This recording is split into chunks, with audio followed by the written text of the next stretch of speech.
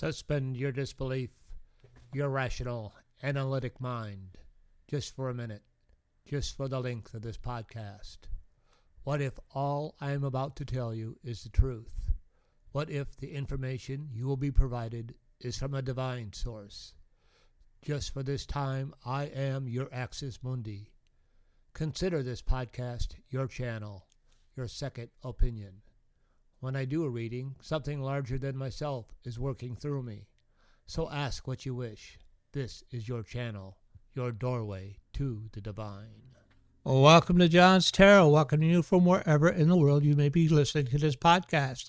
A few places that I have that are listening are Sweden, Ireland, Colombia, Poland, Russia, California, Pennsylvania, Virginia, New Mexico, New York, Washington. Welcome to John's Tarot.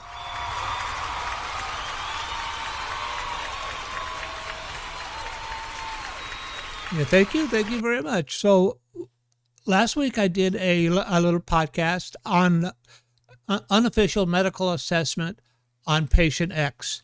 And as my qualifications, I give you my qualification. I'm educated in mental health. I worked about 6 years in a psychiatric hospital. And part of what I did there is I did counseling and I observed symptoms of the patients there. And then for the last 25 years, I've been an ICU nurse at a local hospital here, working critical care. And there too, I observe symptoms and I document them and I report them, for the insurance companies and the physicians and for the patient's benefits as well. So I have some additional symptoms I need to report and put on my assessment. And I'm also a fan of Sherlock Holmes. You see my background there. I'm a Sherlock Holmes fan. And the thing about Sherlock Holmes is he observes minute clues. And that's what I've done here today. I have some additional clues that I have observed that I'm going to put on my diagnosis. Now, as a nurse, I don't do diagnosis. What I've done, though, is I've taken all my symptoms, not my symptoms, but the symptoms of patient X, and I submitted them to a AI, and I let AI do a differential diagnosis. So let me move over to my page, and we'll talk about some symptoms that I noticed and the new symptoms that I put in there. Briefly, last week, I had symptoms for a 79-year-old male, poor activity tolerance, sleeps through important events, obese, poor historian, tangential, impulsive, confabulatory, limited ability to concentrate for reading, increased use of foul language, decreased fluency, possible sundowning. And I'm going to go through these. I have some new graphics to put up there. Shuffling and lumbering gait, +3 peripheral edema to bilateral lower extremities. His respiratory status is what's changed, and I put that into the AI engine. He has a COVID-19 history. Back in October 2020, he came down with COVID. GUGI, possible incontinence, seen wearing urinary catheter. Mostly depends, urinary catheter. He has scrapes on his hands, skin is a strong indicator for falls. And he has that bruising to the dorsal part of his hands, which he tries to cover up with makeup. So as far as his poor activity tolerance, he fell asleep during his felony trial. That is not normal. That shows a poor activity tolerance. And this is common knowledge. Everybody's aware of it. He is obese. You can see a picture of him here. He has some problems related to obesity. Anytime you have problems with obesity, that can lead to obstructive sleep apnea, hypertension, diabetes, things like that. He does this thing called the weave. Now that is a misleading thing. In medical parlance, in medical terminology, that's known as being tangential. So he will wander when he does a speech. He'll wander on to different topics. He'll wander off the primary topic and do this long wandering diatribe. And that is called being tangential. They call it being the weave. When you call it being the weave, that is called gaslighting. He has poor impulse control. Everybody knows that when he gets angry, he throws spaghetti up against the wall. That is known as poor impulse control. He's impulsive. He is confabulatory. Confabulatory means that when he starts making stuff up. He especially comes up when he gets caught in a lie. He'll start making stuff up.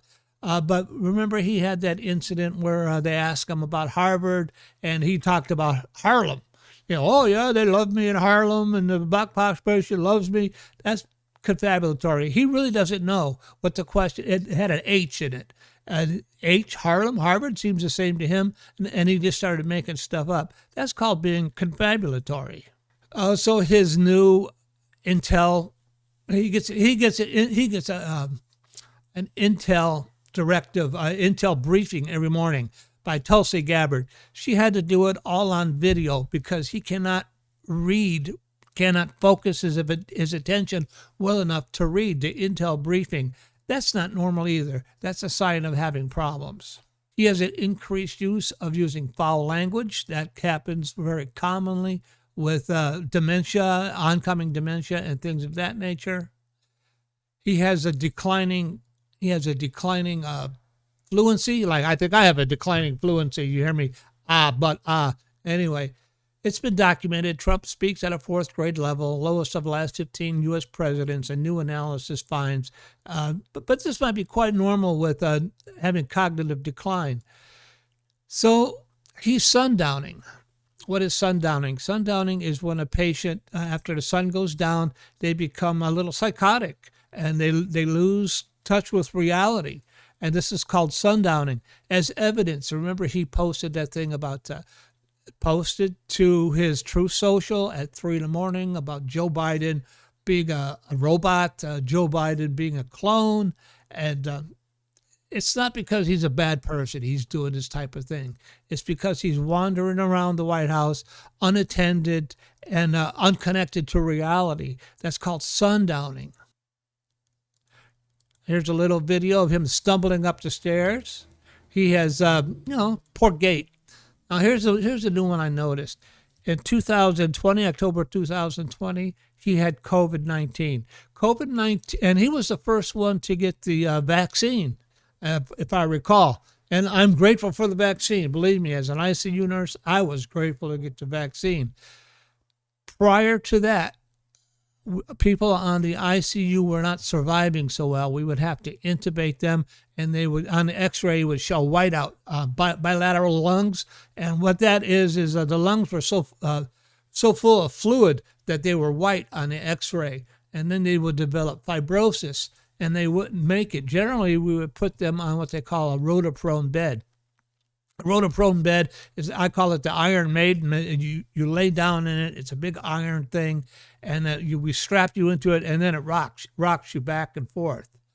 That is known as a rotoprone. I thought we were going to get out the presidential rotoprone, Roto 1, but he got lucky. He got the vaccine, and he didn't have a problem with it. But I have a video here. I noticed a symptom back then. Now, when he just got out of the hospital, he had difficulty breathing, which is not unusual. I have a video of it here. There you go. See, he pulls it off. Now watch him breathe hard. You see that? He breathes real hard. And, not unusual considering he just got out of the hospital with COVID. But that was a symptom of being short of breath. And he was short of breath walking up the stairs.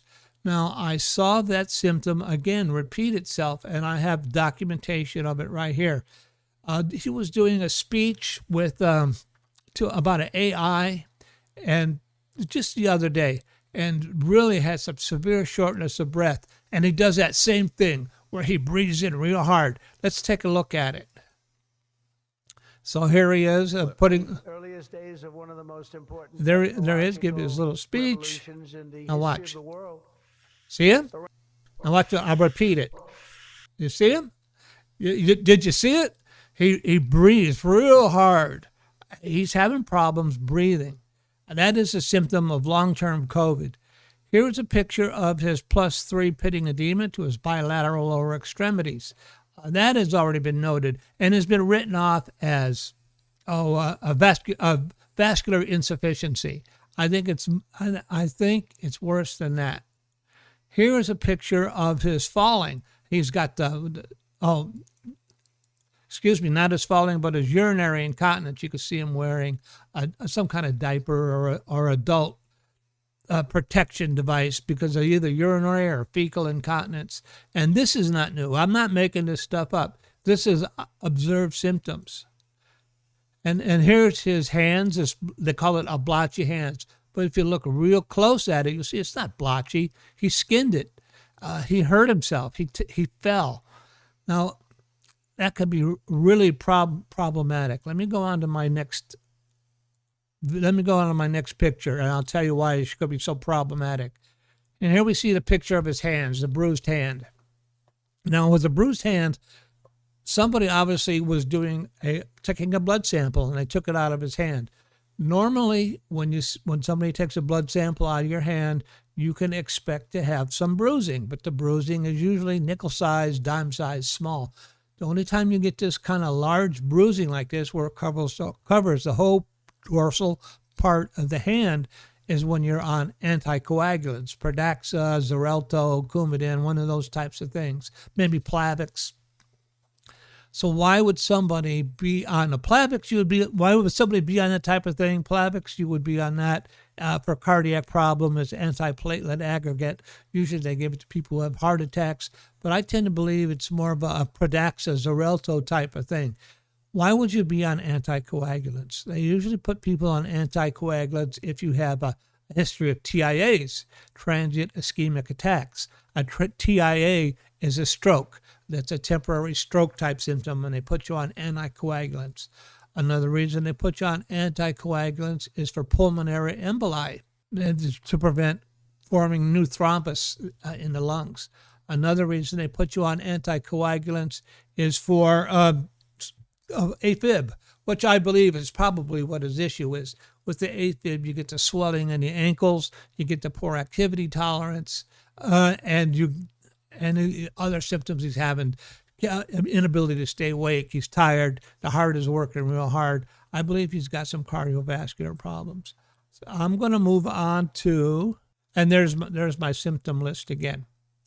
So let me move over to this. So I took all these symptoms, poor activity tolerance, etc., added the COVID-19 history, and I put it into AI.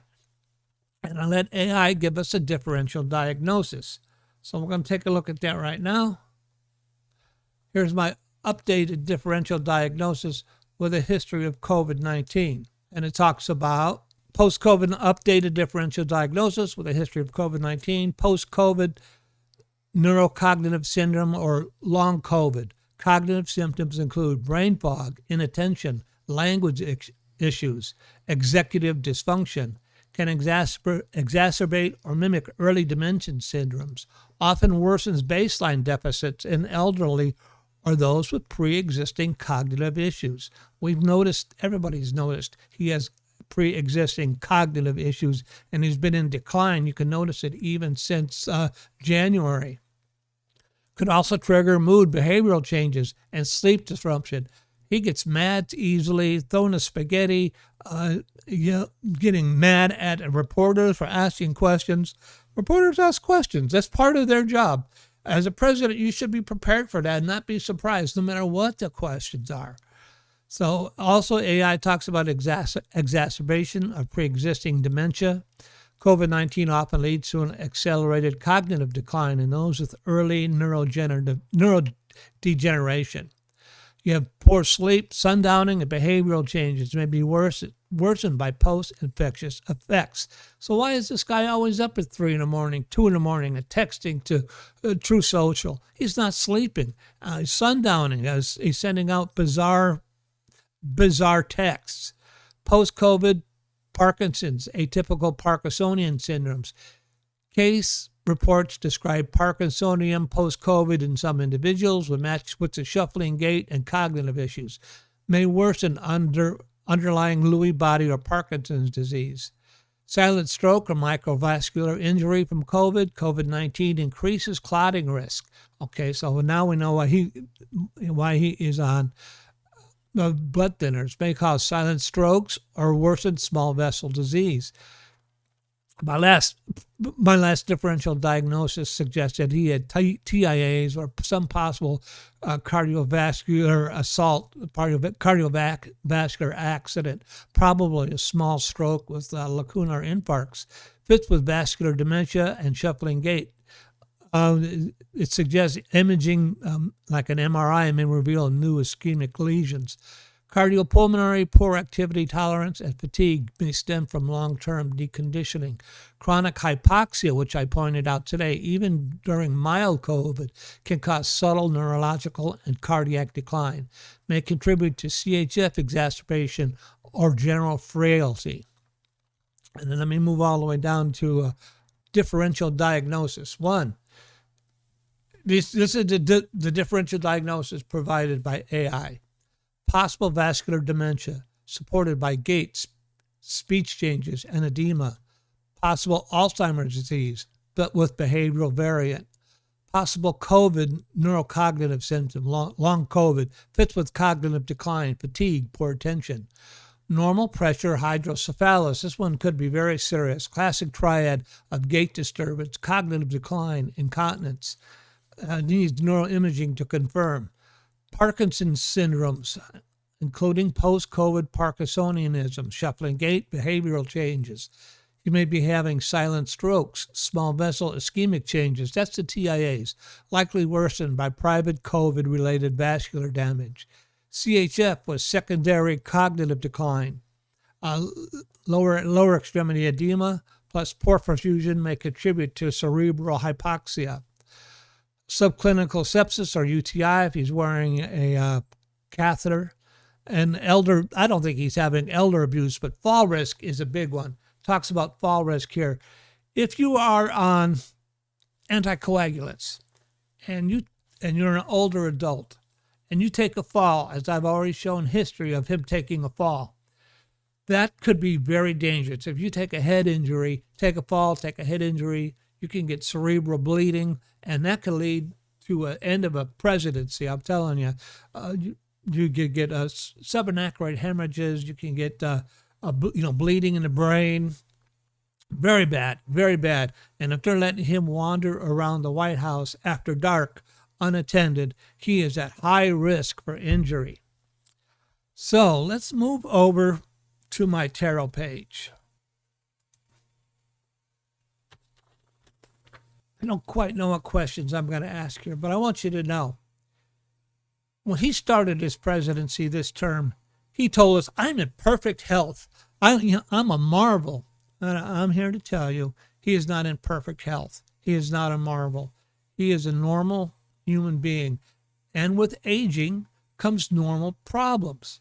He has not been taking good care of himself throughout his life. He's been poor eating habits, poor exercise habits. He is bound to have some problems. And he told us he was in perfect health. And I'm showing you evidence that he was not in perfect health. So he lied to us. If he lied to us about that, what else is he lying to us about? And that is a concern for me. He told us that, okay, I'm in perfect health. I'm in perfect health. I passed the, he passed some kind of neurological test, Oh, I circled a giraffe, and I circled a donkey, and I circled the apple, all perfectly. Nobody's done anything ever like it. They've never seen anything like it before. Circling the giraffe and the apple, it's amazing. It's phenomenal. It's not amazing. It's not phenomenal, and it's not a test. So if though I didn't really like I do that good of a Trump impersonation. So if he lied to us about that, what else is he lying to us about? And even during his current administration, we see different health issues are popping up that they're covering. So they're lying all along. I'm very concerned for his health. And let me go ahead and bring up my tarot page. So let's go ahead and shuffle the deck. What kind of question am I going to ask? I'm going to... what can we expect long-term from his health? I talked last week also about, if you listen to my podcast on Tuesday, the tarot predicted that he wasn't going to, these things on the Epstein scandal weren't going to stick. And maybe that's true. Maybe these things won't stick. But maybe it's because he won't last the whole 4 years of his presidency, and it'll be a non-issue. So what can we expect? And I'm just going to use a quick 3 card, and I'm going to ask, what can we expect from his health in terms of this presidency? What's my first card here? What can we expect from his health and this presidency? Is he going to, just 3 cards. What can we expect in the next 4 years from patient X's health? My first card is the Sun card. Okay, and my second card is the 2 of Cups. And my third card is the Wheel of Fortune. That's usually a good card, but I have a feeling in this instance it might not be so good. Move this over a little bit. Let's throw some runes on there. Take a look at this. My ability to read tarot is a gift, an expression of divine love, and I'm here to share it with you in that same spirit. My first rune for the Sun, the 2 of Cups, and the Wheel of Fortune. My first rune is, this rune is called, I always forget the names of the runes. This one is called Thuraz. My second rune for the 2 of Cups, because this is JohnsTarot. Now, this is the one little thing I do, Berkana. I do a little uniquely. I don't see anybody else doing Nordic runes in combination with tarot cards. I'm thinking about next week going over to more of a Celtic cross readings. And this rune here is called Kenas. So in terms of a reading, long-term health, well, he's made it this far. The Sun is usually, look, Mom, I'm getting things accomplished. So this is in the past. He managed to pull the wool over everybody's eyes. Look, Mom, look what I've accomplished. I've made it. I've made it into the presidency. I've got things I'm not going to discuss, and I've got people believing me, and I have a whole background. I have a following of followers that I can get them to believe anything I say. Look, Ma, look how well I'm doing. It's a rune of success, and he has been successful. He got the presidency twice, and nobody has ever gotten a presidency after missing a presidency and then coming back on after somebody else. He's accomplished that, and he has accomplished these things. He has a following that will believe anything he says and anything he does, and he's really happy about the fact that he thinks he's got everybody fooled. The rune is called Thuraz. So Thuraz is also like a thorn, you see, and so he has some protection. If you look at all these people he has around him, they protect him quite thoroughly. It was this girl he has doing as press secretary. If you ever noticed her, I can't remember her name right now, Caroline something, and she is so over the top. She can't just say, well, the president feels this, the president feels that. Whenever she answers a question, she's over the top. Look at her when she does this. Why would somebody do like that? She's protecting him. They all know he has problems. They all know he has difficulties. And that's why she's so overprotective. And you look at everybody in his circle, Tulsi Gabbard, Pam Bondi, all these people. So we got in that circle, Bongino, Hegsworth. These people all know he's got problems. Kash Patel, they all know he's got problems, and they're protecting him. And that is a Thuraz. That's what that rune is saying. So he's got people he's got us all buffaloed, and he's got people protecting him. And then the second card is the 2 of Cups. That usually means relationships. Could mean a relationship. It could mean mind, body, and spirit coming together, and then being aware of it for the first time. I think he is becoming aware that he has health problems. I think he had himself buffaloed. I think he even believed his own BS. I had that problem in early sobriety, where I had these realizations that I believed my own BS. I think he has been believing his own BS for many, many years. And now he's starting to have these symptoms. He's having this shortness of breath. He's on anticoagulants. He's having bruising. He's having more and more doctor visits. He's starting to realize that mind, body, and spirit, these things are coming together for him. And he's starting to realize he is not immortal either. And you'll notice he has had quite a rapid, how can I say it? The things he's implemented, he's done them really rapidly. The things he's put, and then he brags, oh, nobody's ever done so much, because he realized he's on a limited time. His time is running out, and he realizes it. And then Berkana has to do with flowing into new forms, has to do with family. I think it has to realize he's flowing into a new form that of being an elderly, aging gentleman, and things are going to start happening for him.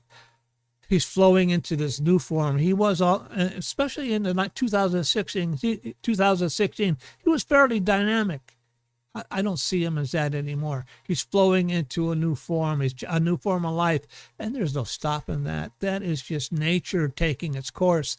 And he may try to buffalo you, but he can't fool Mother Nature. Wheel of Fortune, the final card, what we can expect in the future. And usually the Wheel of Fortune is a very positive card. Like if you're having difficulties, the difficulties won't last forever. The Wheel of Fortune will change as the wheel turns.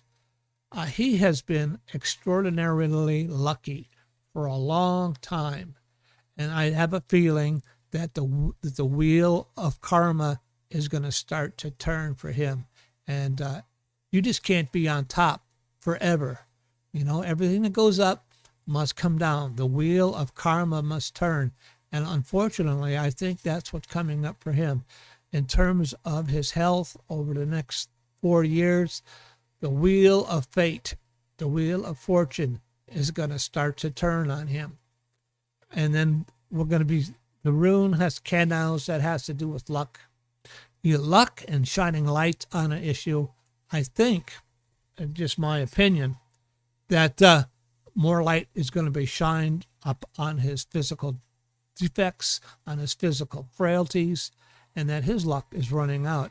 I'm really concerned. Well, not overly concerned. He's had a good run, that his luck is running out. He's had a good run. He's had a great run, and he's got nothing to feel bad about. But you cannot fool Mother Nature. You can't be on top forever. His luck is going to run out. I don't see him finishing his next 4 years. So I'm going to...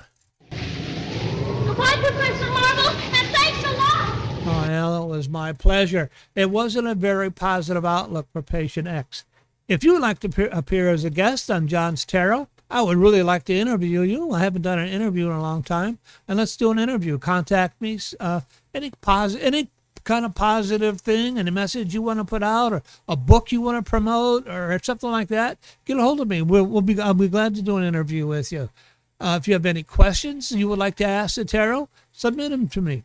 If you would like a personal reading, send me an email, and we'll set up a time we can do it over the internet. I'd send you a link, and you log on to the link, and we just do it. We do a live tarot reading for you and take a look at any problems you may have. So until next week, be careful, be cool, be kind, and remember, find faith, have courage, and I will see you all again next Tuesday when I do my podcast only version. All right, bye-bye.